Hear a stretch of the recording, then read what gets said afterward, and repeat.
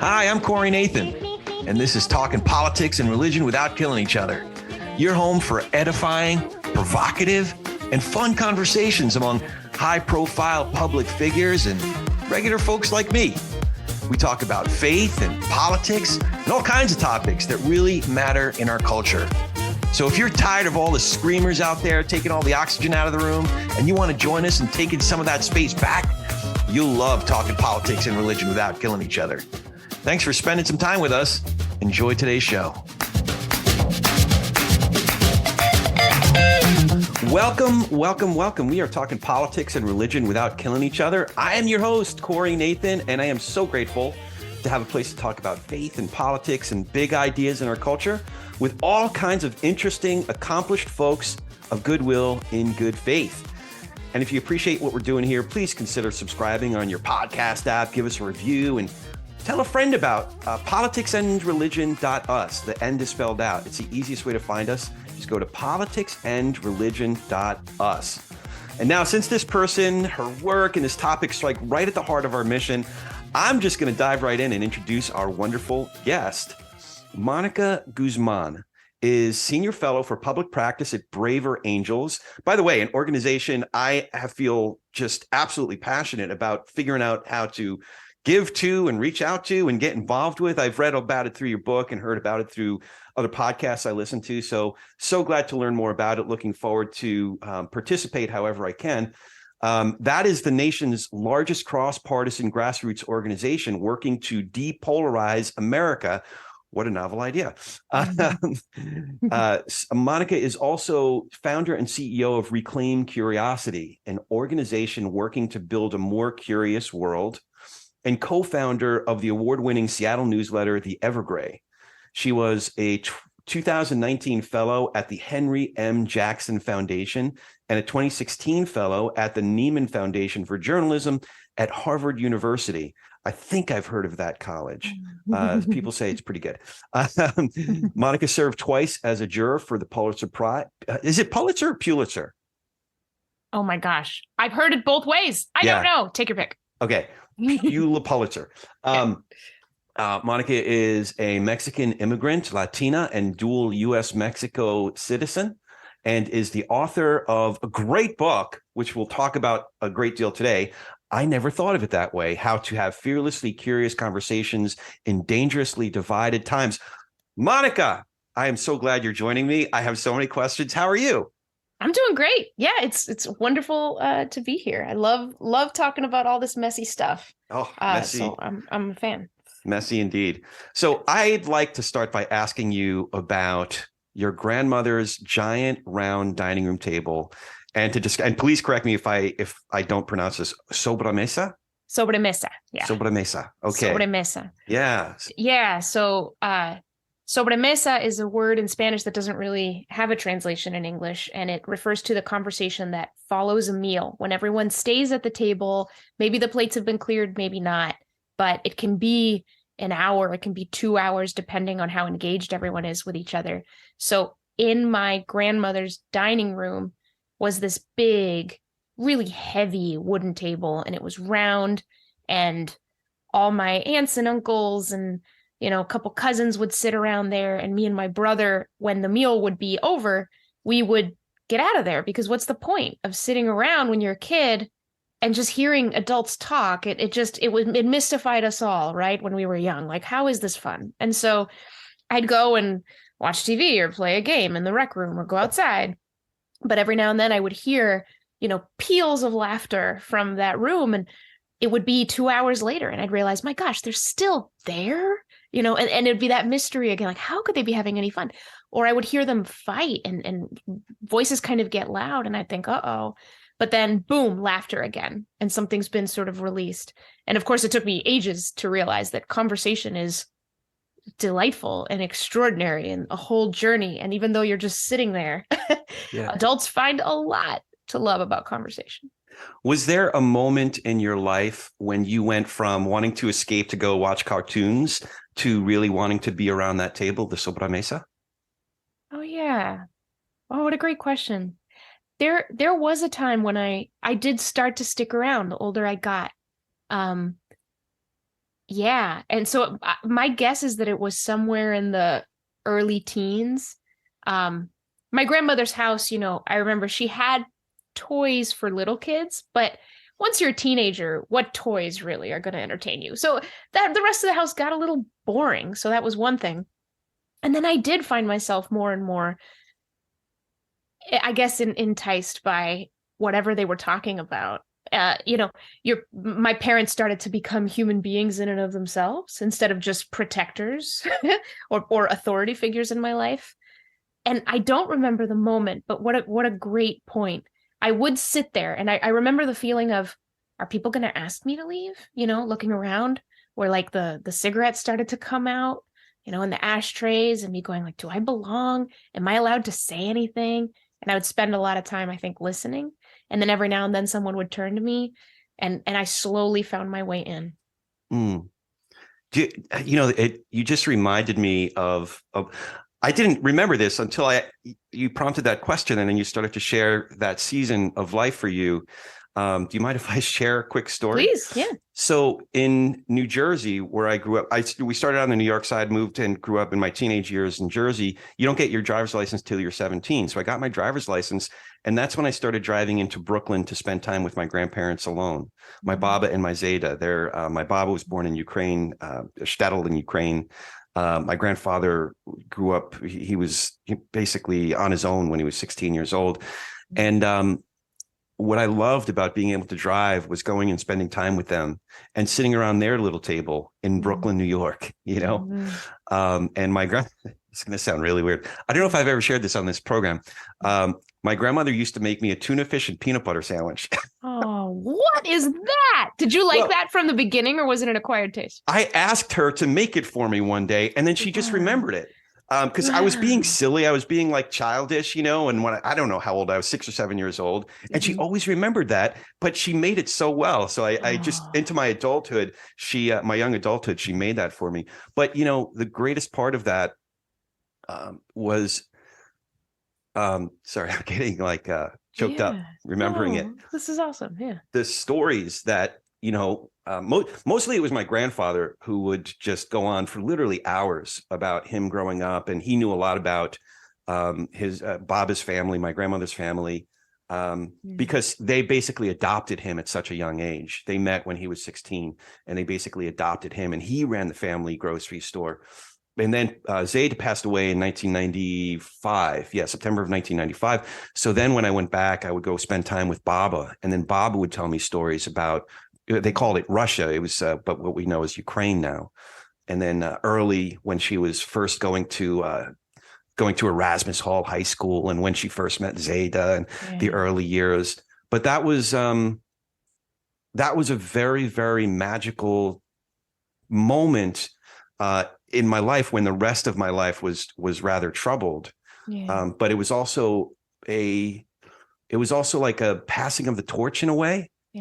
And a coming of age in a way. It was part of that process, I think. Anyway, I'm sorry. It's not I'm the interviewer, not the interviewee. Sorry. No. I mean, this is a conversation. Around that same dining room table, there was a time when I was in college. My junior year, I studied abroad in England, and we had trimesters. So there was a month break where I was like, what do I do with myself? And I said, I'm going to go to Mexico. So I ended up staying with my grandparents without my parents there. So that was the first time that had happened. And that was incredible. And so same kind of thing. My grandmother sitting there going through boxes of photos, none of them organized, but showing me great grandparents and, the people who came from Spain and Italy way back when. And whoa, that was so cool. That was pretty magical. Yeah. So you learned where your heritage is, like generations and generations ago. That must be pretty cool, learning that history. To your point, there is a sense of magic where you're sort of transported and everything else disappears. Like, I don't know how long those conversations were, and I don't care, Yeah. It didn't matter. Time wasn't a thing. Yeah. That makes so much sense. Time isn't a thing. Because this often comes to mind. I always butcher the expression. This mid-century Jewish philosopher talked about the intersection of time and the present. Wait, the intersection of eternity and the present is now, right? So I don't know. It seemed, I know I'm butchering it, but it seemed very profound that there is something that sort of disintegrates when you're having connections that transcend the immediacy of a moment. Yes, you know what I mean? Exactly. So, yeah, exactly. Oh, it's everything. It's everything. Yeah. So there is another set of relationships kind of in family you've already alluded to. You describe yourself sometimes as the proud liberal daughter of conservative parents. Mm-hmm. Is that the relationship and those conversations at the heart of a lot of the work that you do today? Yeah. The more I've reflect back, so much of what animates what's become an obsession for me with the political divide, all kinds of social divides, really comes down to me and my parents. Were Mexican immigrants, became citizens in the year 2000. I was 17, so I was naturalized when my parents took the test to become American citizens. And it became pretty clear pretty immediately that they were going to be Republicans. And I was in high school at the time, and I was like, well, why? Really? You're going to be Republicans? Isn't Democrat the obvious choice here? What's going on, Mom and Dad? And so I was in my own silo, right? My own little hole. Yeah. And so the intervening years were just a lot of really interesting conversations. We're a very close-knit family. We still are, don't hold a lot back.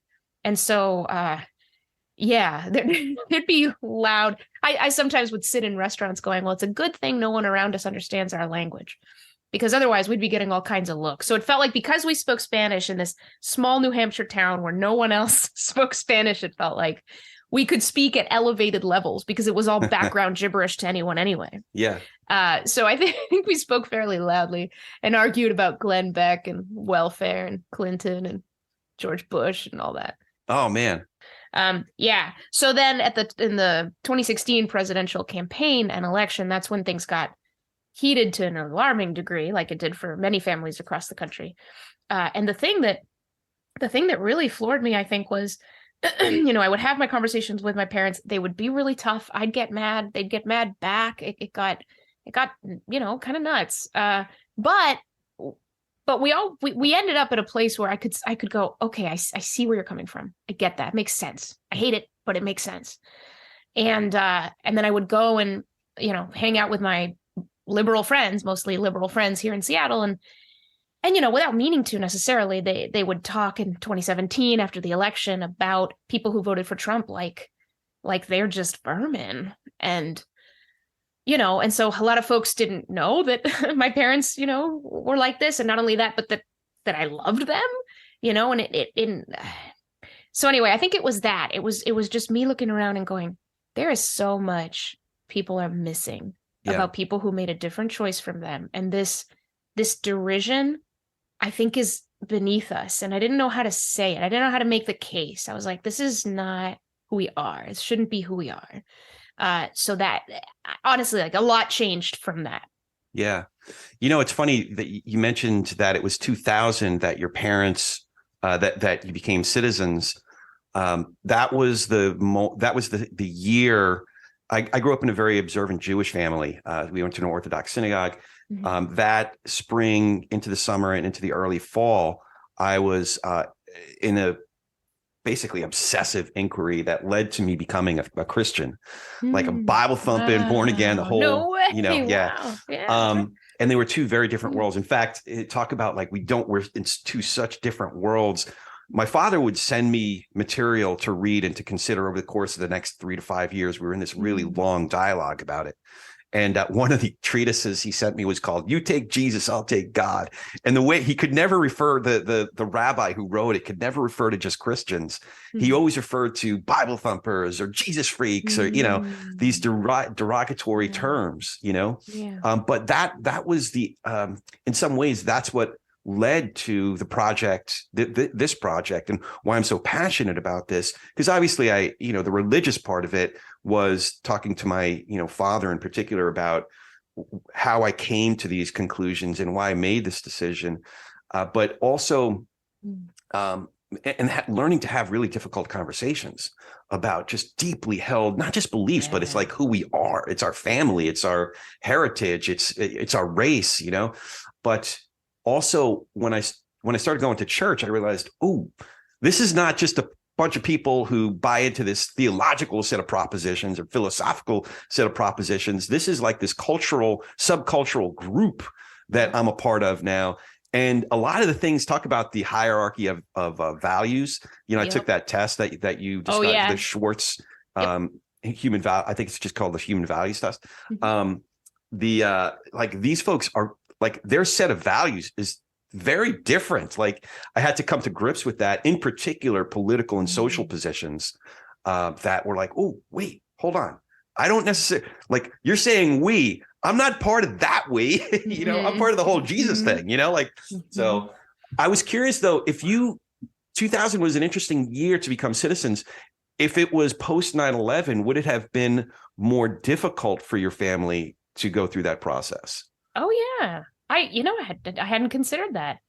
It's certainly possible. I'm not very familiar with precisely what changed on immigration and all the other things that we kind of questioned, you know, as a country after all that. So I'm not sure, but I do know that it took a while, right? My parents were sort of waiting and waiting and waiting and waiting and waiting and waiting and waiting. So it can take a while to get an application all the way through. They were really happy. The photos from that ceremony, which I really like looking at them because they're just, you know, they're holding their little flag and it's just so sweet. And I'm just this awkward teenager next to them. But they really were very, very proud. And it's something that I've thought about. A lot of Americans who are native born don't have the experience of choosing America as their country. And so, I remember my parents studying up, you know, on the United States and going through that testing process and everything. And they really felt it. They really felt that this is where they want to be. And anyway, it's a really interesting experience for immigrants who become citizens to choose a country. So you mention an incident in the book where an organization you were affiliated with made an assumption about your family's story that was a wrong assumption. You know, and you even said just now that you emigrated from Mexico and ended up in New Hampshire. That's not where a lot of folks who emigrate from Mexico end up. How was that? What brought your family here? What was the situation? Yeah, so my dad studied chemical engineering in college in Mexico, but then his first job was in computer engineering. And so he was in that late 70s, early 80s computing thing that happened, and he loved it. He just fell for it. He was a coder his entire career. He recently retired, but he was a software engineer till the end. So he ended up working for a German company that had factories and offices multiple places around the world. So he worked at the one in Saltillo, Mexico, and then they said, you know, we want to transfer everyone up. We want to transfer you up to our facility in Dallas, Texas. So we went there and lived there many years as residents. And then we want to get you to, we're going to bring our IT department all into Dover, New Hampshire. And then it was in that process, you know, after we lived in New Hampshire a time, that my dad said, okay, it's time to, you know, make this official, put a ring on it, if you will, and apply for citizenship. But yeah, it was through his work.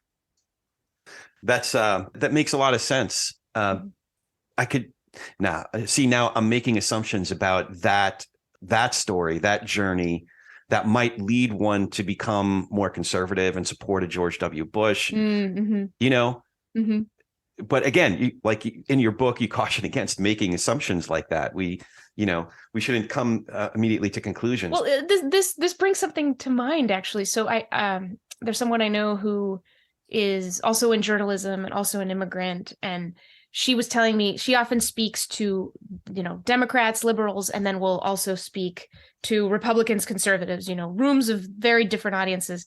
And she was telling me how differently the two groups view her immigrant status. So when she's with Republicans and conservatives, she said, It's often like a point of pride. Like, I'm an immigrant. Look what's possible. You know, she could sort of hold herself that way. Like, yeah, I'll show what the American dream is all about. When she's with liberals, she said that sometimes there's more of an expectation of she should talk about the struggle. She should talk about what she hasn't been able to accomplish, you know, what's unfair in the world for her. And so it's so interesting that the two sides will look at it pretty differently, right? But neither of them looks at it in a bad way. It's there. Both things are right. There's plenty, you know, there's plenty that isn't accepted yet, you know, but there's also a lot of opportunity. So which is it, you know? Yeah. You know, it's funny because the grid, I don't know, or the pie chart that came back after I took that test, the human values test, it was different. There were different colors for each of the values. So we're literally looking through a different lens depending on which one of those values scores higher. So as folks value universality, I think was one of them, for example, if that one scores higher than benevolence or following I forgot the word for following conformity. The rules. Yeah, conformity or authority. Yeah, there's a couple of those. Then we see things differently because we're literally seeing things through, not literally, but seeing things through a different lens. Yeah. So it's interesting. Yep. There's so much of that happens, and that we forget to ask. You know, is this just an evil, stupid, or crazy person? Or are they seeing things through a different lens, you know, and could I grab that lens and put it on and go, oh, this makes sense, you know, and then put the lens down and go, that's not my lens, but I get it. Yeah. Yeah. So speaking of which, and epiphanies that you had, or I don't know if this is right, if you say it this way, but I started to read it as intuit. Yeah. Intuit moments. Yeah. Intuit moments. Yeah. So I never thought of it that way, moments. So a good way to dive into it is to ask you about another special person in your life, Sandy McNabb. Oh, yeah. So can you share who Sandy is and some of what you learned from Sandy?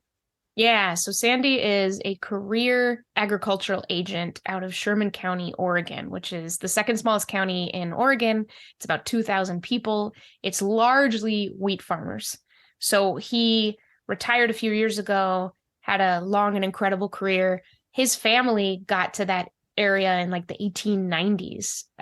There's actually a road in Sherman County called McNabb Lane. Oh, wow. I saw it.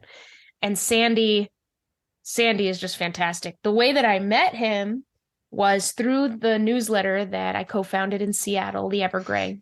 After the 2016 election, Seattle was dead, felt dead, very confused. And many of the folks who read our newsletter, which included a lot of young people, a lot of people newer to the city, we had a value as a publication of being curious.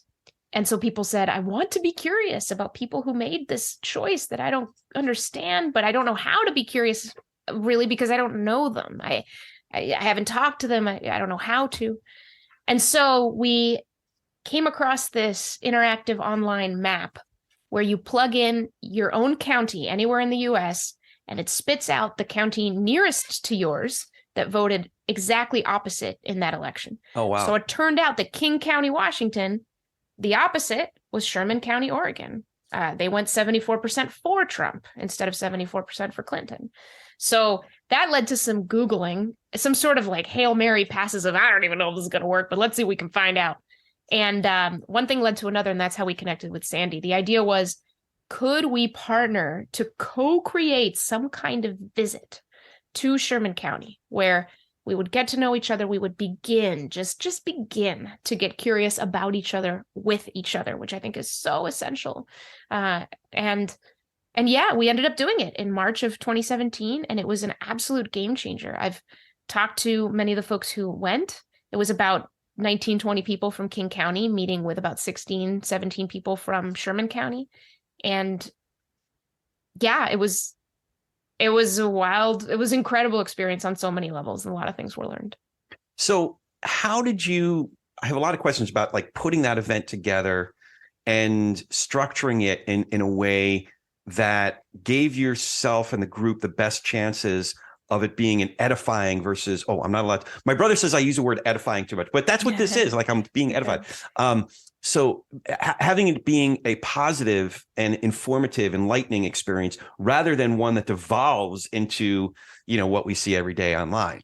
Yeah. How did you how did you plan for that? Did you collaborate? So you do describe some of it in the book, but like, how did you come up with the right questions or structure for the day? Yeah. I mean, to this day, I don't think I've ever worked so hard on any single event. We were very scared of it going all wrong. So that was an animating force. When we sort of advertised the event to our readership, we made very clear over and over again, if you want to persuade, you want to change people, if you want to tell them why they're wrong, this is not for you. This is about understanding. This is about being curious. We're not going to be there for that long. And that's the intent. So I'm pretty sure that weeded out some folks. Also, it was a 5-hour bus ride down there for 4 hours of conversation and then a 5-hour bus ride back. So you better be sold on what we're here to do, right? Because if you're a bad actor, it's going to be a long trip. Yeah. So that helped from the Seattle side. From the Sherman County side, it was talking with Sandy, similar thing about what we want, what we don't want. And he said, I've got some folks I think that would come in with the right spirit. So let me go and find out who those folks are. I kind of know everyone in town anyway. So he curated a great list. So that was part of it. But a lot of it really was every gesture. So Ralph Waldo Emerson is my favorite philosopher. My youngest son is named Emerson, by the way. Oh, is that right? That's intentional for Ralph? Yeah. Love that's it. right. Oh my gosh, I love Emerson. But he says that, virtue emits a breath. So it's not the big gestures, it's everything you do. Like, how does the work breathe? Because if you say over here, oh yeah, we're here to understand each other, and then in the little ways you alienate and you dominate and you condescend, then who cares? So I was really looking closely at that. There were so we structured the event with Sandy, and I also reached out to a couple of folks who I kind of found them that they're good at focus groups and things like that. I remember one piece of advice that we had gotten was, don't show up with cameras. Don't do that. You're journalists, and yeah, we wanted to make it a story. Like, don't show up with cameras. Conservatives in particular have a real sort of shields up kind of thing to any sort of media that can really, if you want this to be, it was sort of like a question. Are we prioritizing the story or the experience? And we said the experience. Okay, we're leaning there. Cool. That was one thing. Another was the first question was really important. We had everybody go around and say, what would have to happen here for you to feel like it was a good use of your time? And everybody basically stated the mission, right? One after the other. Like, I'm here because it just feels like we're too divided. We're missing a lot about each other. I can't stand how angry we are. I know there's a divide between the city and the town. I hope you all can understand us a little better. Things like that. And so once everybody heard that from everyone else, man, it just aligns everybody. It locks you in. Maybe one of the most important things is that we didn't just start by talking about politics. We started with a tour, a bus tour of Sherman County.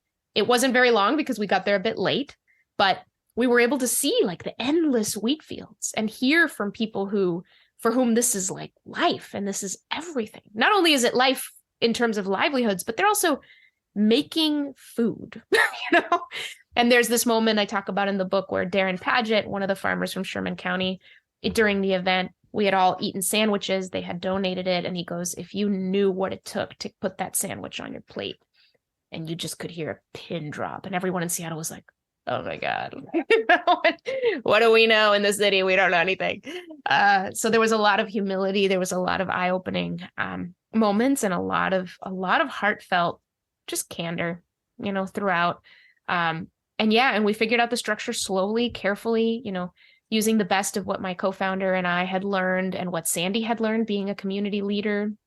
So he contributed some exercises. We got feedback, and by the time we were on our way down, we were pretty confident that we had done the best we could in setting something up that would be good. But my heart was still pounding on the bus on the way down, pounding. And I had talked to friends who are facilitators. What if somebody gets violent? What if somebody yells like really loud? What if somebody can't stand it anymore? We had all these contingencies. But one of my biggest lessons, the one that I actually didn't really put in there as strongly as I did in an earlier draft, is I couldn't believe that I thought it was going to go so badly. Oh, Why did I think it was going to go so poorly? Why did I think that? It's like when we're apart and in our own tribes, we think such terrible things of each other. We can only imagine the worst about coming together. And we come together and it's like, we're just people. yeah. We're just people. Like, it's really, really hard to hate someone up close. It's really hard even to be that dismissive or suspicious. You're also worried about yourself. And so you're careful, but you're open and you're warm and you're open-hearted. And that was a big thing. I was like, what was I so afraid of? We could have gone further. We could have gone deeper. I didn't realize. Yeah. That's where your SOS framework really helps. To understand the dilemma that we're in and the degree to which social media only exacerbates that. What I mean by SOS, and you can describe it obviously better than I could, but sorting, othering, and siloing. I got that right? Mm-hmm. Okay.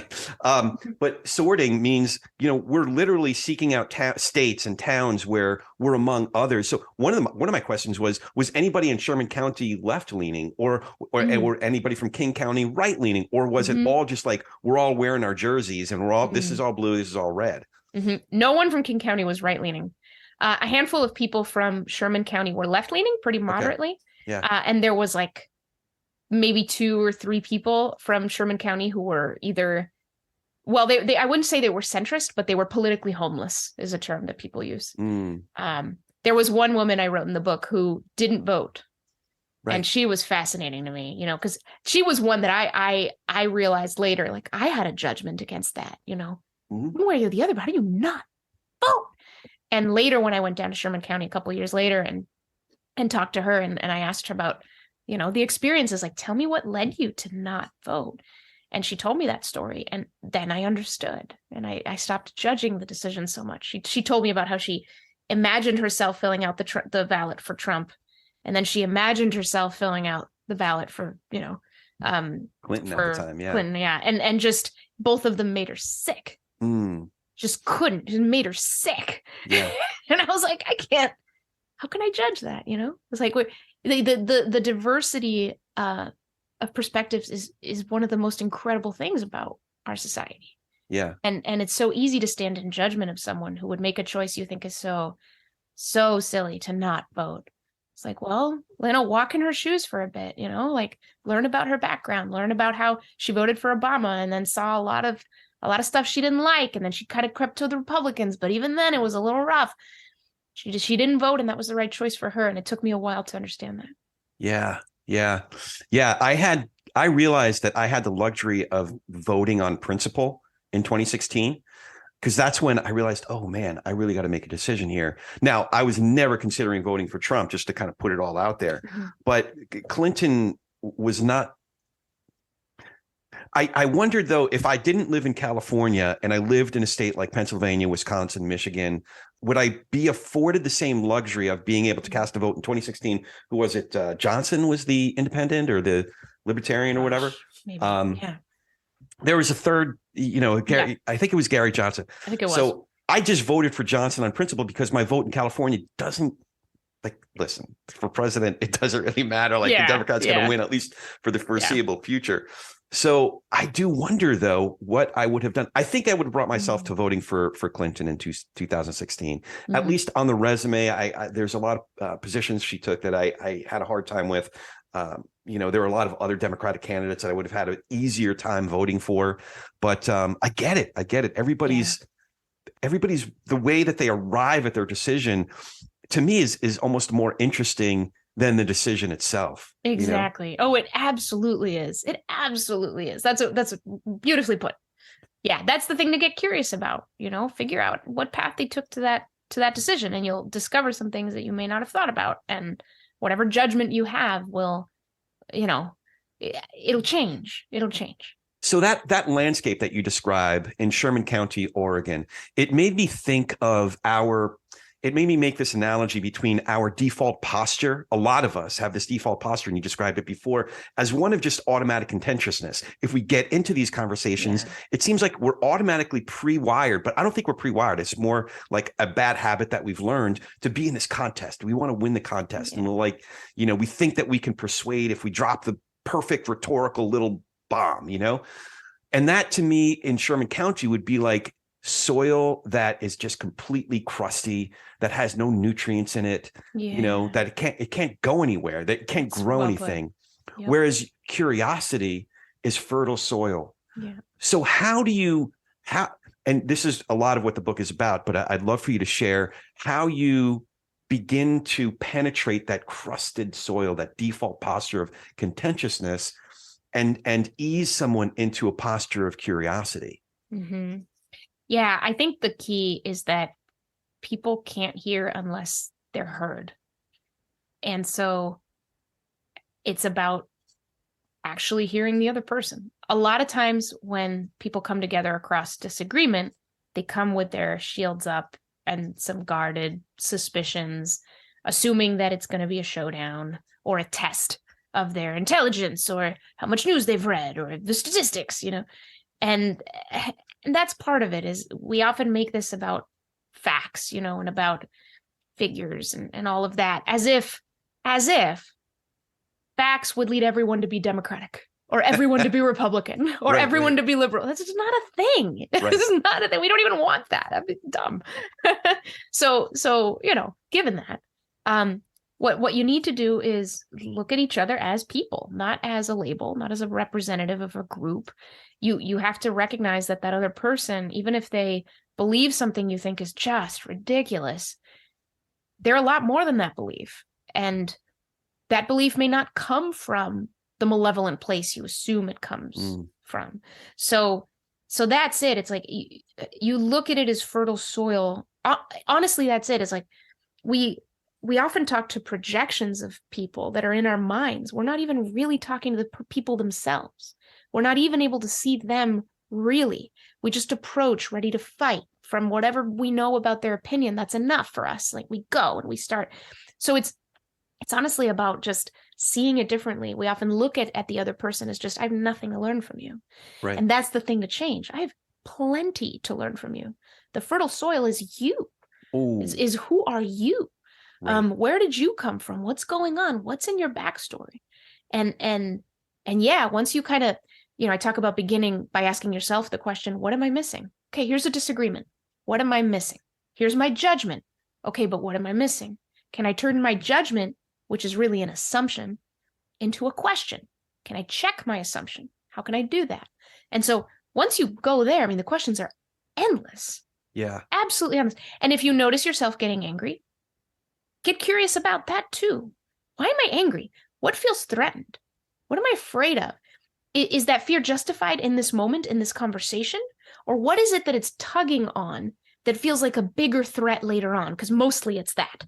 Very rarely are we in a conversation and we think that person's going to kill me. No, usually not it. But they've said something that makes us feel threatened. Why? Why? Can we get behind that and be like, wait, come back to this person, back to this person? Can we get behind our judgments where we feel a judgment? We go, no, back to curiosity, back to curiosity. It's sort of, I don't know if you're familiar with meditation practices, right? But in meditation practices, I was just thinking the word practice. I was just relating it to exactly that. Yeah. Yeah, because in meditation, a lot of misunderstandings of people who come into meditation in the beginning, they think, oh my gosh, I can't do this because I can't keep my attention on the meditation. I can't keep my mind clear. So I suck at this. I'm no good. But that's never been meditation. Meditation is your attention, like a monkey in Buddhist thought, like a monkey will just wander from the tree. Yeah. Your attention will wander. Meditation is about bringing that monkey back to the tree. Yeah. It's not about keeping the monkey away. Keeping the monkey clung on there. That's not the way we work. So same thing. You can actually turn judgment into curiosity over and over and over and over and over again. And after you've done it a little bit with some struggle, it'll become pretty natural. You'll start to notice yourself going, that's an assumption, like you were doing earlier in this very conversation. Wait, that's an assumption. So that's where everything becomes fertile ground.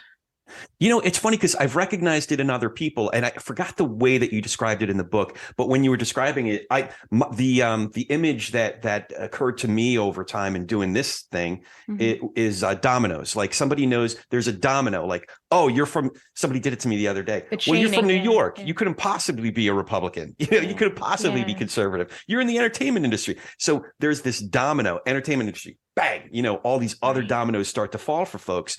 Right. But I didn't take the moment to it's important and a good exhortation to practice and recognize when I'm doing that. I see that red hat, I come to all these other conclusions, and it's my own dominoes that are falling. So I'm glad we're having this conversation, because it's a good reminder, like, this is a practice. When I can recognize it, like that little monkey that you described, or my thoughts are going, just acknowledge that thought and then gently bring it back to the breath, for example, in meditation, or bring it back to curiosity in these conversations. Exactly. And I'm noticing too that it's so much of this, I was saying, people can't hear unless they're heard. You can also talk about being seen or unseen. Yeah. And in this world, it is more likely that you will be seen / understood by the people around you if you conform to their expectations. So if you are living in a world with lots of labels, where this label tends to mean this thing, then if you conform to that, you will be seen. You will be more likely seen with less effort from other people. Yeah. But the truth is, we have, when we're so hyperpolarized, we have put so much certainty behind so many labels. You're liberal, you're urban, that must mean you're secular, that must mean you're a person of color, that must mean you believe this about abortion. Oh my God, like, really? Like, I don't know that many people actually fill all those boxes all the way down, right? But this is the way we talk to each other. This is what we expect. And so what we've created is a world of rampant misunderstandings. Rampant. Where very few people are seen, their beliefs and their perspectives for what they really are. I've talked about this a lot recently. The assumption is that in a divided time, the misunderstandings exist mostly between, from the red side to the blue side, or vice versa. But man, within the sides is really intense too. I mean, a lot of people have the experience of some topic comes up, you're conservative, you're surrounded by your conservative friends, and you happen to have a different opinion on this gun issue, but everyone's assuming that you don't, that you agree, and you don't want to be the one like suddenly making an issue of it. So you just kind of silently nod along, and there we go. And now the whole group has not been able to benefit from the friction that you could have contributed, which could help make everyone smarter, richer, wiser. But we don't do that because we're afraid of disappointing each other. And who wants to be the one to have to correct other people's assumptions about them? It feels laborious, but it's actually wonderful. And because we're sitting down a lot instead of standing up to do that, it contributes to our blindness about each other. Yeah, it's so true. There's so many circumstances, situations I've been in where that assumption is made, whether it's with my, liberal friends or with my Christian / conservative friends. My kids went to a Christian school for about 10 years. And I remember very early on when they started going there, we would get these newsletters. And the assumption was we all think the same way. And, the Democrat Party, and as soon as they said Democrat Party, I was like, oh, wait. He thinks that this is like everybody is thinking the same thing. And how Democrat is kind of a trigger, like is a tell, if you will. Oh, yeah. And that there were all these other assumptions that they're trying to do this and they're trying. I'm like, wait, what kind of school is this? Is this a like conservative Rush Limbaugh school? Like what kind of school are my kids going to now? Assuming that everybody is of the same mindset. Is there a line for you where you realize there is no room to have a conversation? Like there are some friends that I know are hardcore. They've been listening to Rush Limbaugh since 1987, and now they're listening to whoever it might be, Dan Bongino. But there's still people I can, have a beer with. There's still people I can play cards with. There's still people I can hang out with and have fun banter with online, because we know each other as human beings. But there are some guys that I just have to say, oh, there's really no room for conversation here. Do you have a line like that? And if so, how do you recognize when you just need to like step away from a person or step away from a conversation? Yeah, it's a complicated question, and it's very open-ended for me. My honest answer for now is that I do not have that line. Here's one of the ways that I see ways through, right? Where it may seem impossible. One is, what conversation are you having? I think in my experience, I have been able to have, if I can't have this conversation with this person, I can have this other one. If I can't have this one, then I can have this one. And my curiosity about them usually means that there's a way, if nothing else, I can talk to them about them. And that's interesting. So I wish I had an example of this. I mean, I think that maybe one of the reasons this feels so doable to me is that in my career in journalism, I have often needed to interview people who have done unsavory things, or, would for whatever reason sort of occupy a place that seems somewhat deviant or out of the norm. And my job is still to be there and to understand them. So I'm not there to argue, right? I'm not there to persuade or prove them wrong or whatever. In some cases, they kind of know that I'm, they already have some notoriety or what have you. But I still want to understand. And so who knows? We might, be in their living room and we're having a chat about the painting on the wall. Yeah. And it lasts 20 minutes because, whoa, everything it unlocked about this person's story or what have you. There's always that conversation to have. I use this a lot. There's a friend of mine who wrote a fantastic book I highly recommend called Why Are We Yelling? And he talks about how there's 3 different kinds of conversations across disagreement. One is the conversation about what is true. Another is the conversation about what is meaningful. And another is the conversation about what is useful. So a lot of people get stuck on the conversation about what is true. So if somebody's just like asserting something that is just wrong in whatever way, they think there's nothing more I can do here. There's nothing more I can say. This is a line. We're done. But you can move to the conversation about what is meaningful. So you can stay on that same topic. I can tell that you really care about this, and I can tell that we see it pretty differently. Why, can you begin to tell me, like, when in your life did you recognize that this really mattered to you?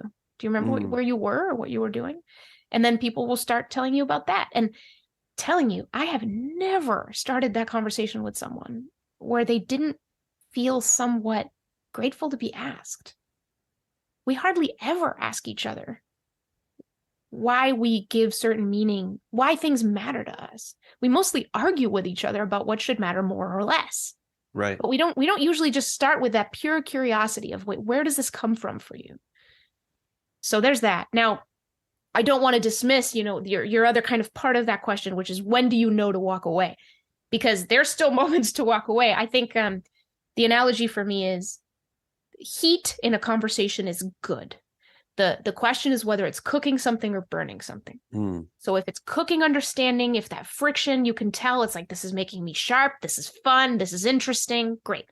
If it's burning a relationship, if you can feel that hole in your stomach, like, my dignity is being attacked right now and I don't know what to do about it, get out of there. Yeah. Yeah. I've had a few of those moments. And sometimes it's my own doing. There was this couples retreat for one of the Bible studies that we were a part of. And I woke up the next morning really, really early. I'm like, Lee, we got to go. My wife's name is Lisa. Oh, wow. Yeah. And because the fellas and I stayed up late one night and I just kept on asking questions about scripture. The guys that I was with were all, very pretty far right politically. I'm pretty conservative, objectively speaking. But there were certain things that we were coming across in scripture where I was like, wait a second. Look at this immigration issue. And we got to the end of a chapter and I was like, this is like an open border policy that the Bible's talking about. They just didn't like it. They thought I probably was being just an obnoxious asshole about it. I'm from Jersey. Like, that's what we do, and it wasn't going over well.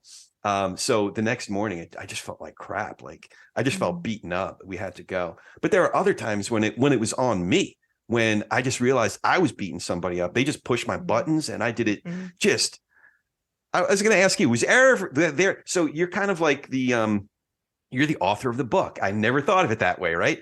Was there ever a time when you just completely blew it, where if the author of the book, I never thought of it that way, was like looking at you and like, you completely blew that one. Oh yeah. No, I mean, I feel kind of bad that people probably see me like, oh, she must be amazing and all her.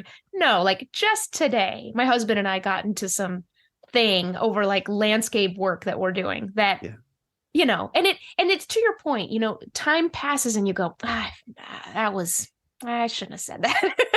That was the thing is where you have the most trust, you also have the most freedom. You're not walking carefully, sometimes with strangers, when we're in a workshop or on our best behavior, but where there's a lot of trust, sometimes that's where we misbehave the most, because we're just being ourselves. We're not trying anything really. We're just and so there's with my parents, sometimes with people I love, absolutely, sometimes I'm just myself, and like that horrible judgment is just gonna come right out of me. Like, here we go, right? And luckily, I have a supportive enough family where it's like, they know, they may be pissed off in the moment, but like later it's like, we know you didn't mean it. It's fine. So no, I'm not some kind of Zen master of conflict. Like, absolutely not. Here's how bad I am.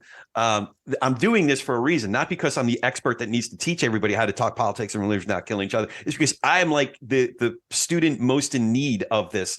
Right. In one of the circles of friends, we spent a lot of time together. My nickname is GFY because they know that I get to a certain point and I'm going to go Jersey on them, and it's like yes. I get the explicit rating, so I can actually say it. That's great. So that my nickname is GFY. Yeah. And you know what? Sometimes that's awesome. That's the thing. Because I also feel this is a misconception. A lot of conversations I'm in, that the idea is like, we're always going to, every argument has to be really, really calm all the time. Like, no, heat is good. And as you build trust, that means that it can handle some of that. Like, what do you mean? Yeah. And sometimes if there's enough trust, that sort of sharp rebuke can be what gets you to be honest. Yeah. Because sometimes people just pretend, right? Sometimes people are hard. They don't know how to say what they really mean. Or somebody else goes, I don't know, I think you're so-and-so. And the person goes, no, I'm not. What do you mean? Like, no, you are. But it's going to take a minute, right, for you to admit that. And sometimes if people push your buttons, then you're just going to get more entrenched in BS, right? So sometimes the harsh rebuke is what we need, which is why our close relationships, go in and out of these periods of heat, but only get stronger as a result. So yeah, like if you can get to, some heated banter and like lob a couple insults in there to keep it interesting, it's not necessarily bad. The question is whether there's enough trust at the base of that, to handle it. And for a lot of our relationships with this much suspicion and judgment and vilification that we aim at the other side, we're miles away from that. We have to start somewhere very different. Yeah. All right. So I know we're getting short on time. So I want to give away a little something from the book, but for listeners, really seriously, read the whole thing to really get all the juiciness and wisdom out of this thing. Care, C-A-R-E. Can you walk us through care and what that means in conversations? Yeah. So this is about how to ask better questions. The framework is care, curious, answerable, raw, and exploring. Not all questions are curious. A curious question is primarily designed to close the gap between what is known and what is not known. Anytime that you stick an accusation in a question or, a gotcha, try to corner someone, it's not a curious question. Yeah. Then answerable. A question is answerable when you don't have to be some spokesperson for some company to answer it. Oh yeah, when was the last time that name one time that I don't know, organization didn't harm a business it was protesting. It's like, I'm not the spokesperson. What? Right? We do that. We try to disqualify each other. Right. We use often facts or our great news knowledge to try to make the other person feel like they're not even qualified to have this conversation. Raw means your question does not carry a baked in assumption. Why do you believe something so racist? Is a pretty tough thing to answer. Why do you like killing babies? Right, geez, right. Like, oh, you don't want schools to be safe. Okay. Like, what?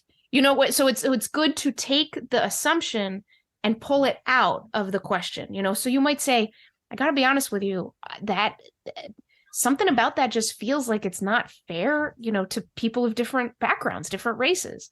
So, but tell me more about where it's coming from for you. Like, that's a better question. And then exploring. If questions are exploring, they're not demanding. So sometimes we're like, yeah, no, really. Tell me why you really voted for that guy. And so suddenly the whole conversation is about satisfying my needs. Your answers have not satisfied me. So I'm going to keep on asking. Honestly, I think that's one of the biggest mistakes I make in my life is I make my questions very demanding. Oh, okay.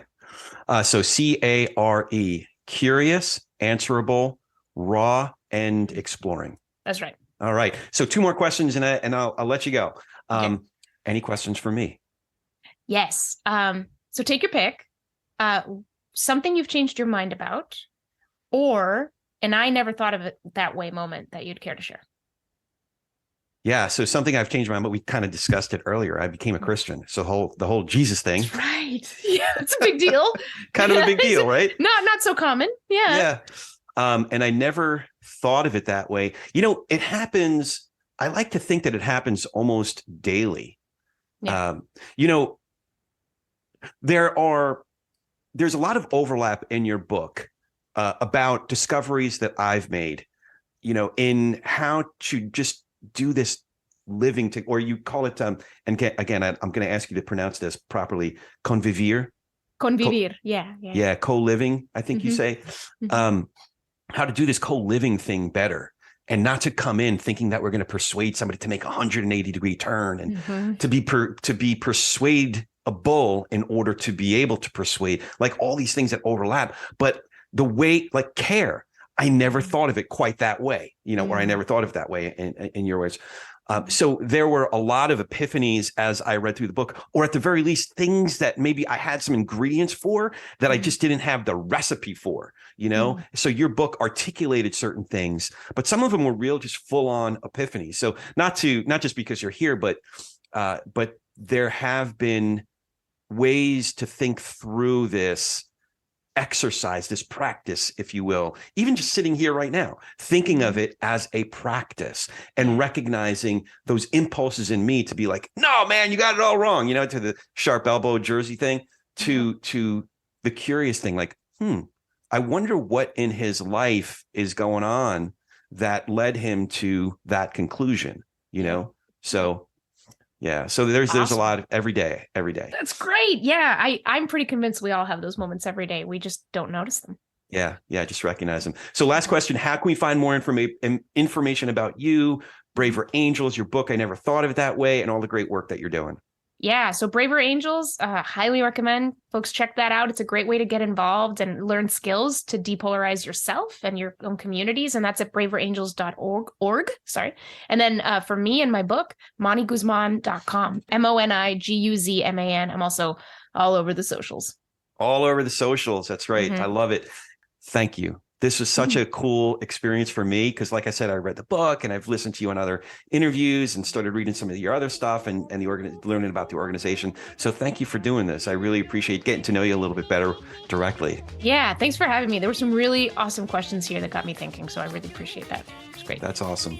And as always, if you dig what we're doing here, please hit the subscribe button, leave a review and comments wherever you get your podcasts, and tell a friend about TP&R. We're easy to recommend. It's politicsandreligion.us. That's politicsandreligion.us. Now go talk some politics and religion with gentleness and respect, and have a great week. Thank you for joining us today. If you dig what we're doing here, it is super easy to follow us. You can go to our site, politicsandreligion.us. That's with the and spelled out, A-N-D. Politicsandreligion.us. And we're on all the socials at TP and R Pod. TP and R Pod for Talking Politics and Religion Pod. And here's a big way you can support us: by becoming one of our patrons. You can even become a producer or executive producer of our program and have a lot more say in who we bring on, the kinds of questions we explore, or just help us keep the lights on. But mostly, we really appreciate you giving us a listen. So for the whole team here at Talking Politics and Religion Without Killing Each Other, thanks for hanging out with us. We'll be back in a few days to do our little part in Tikkun Olam.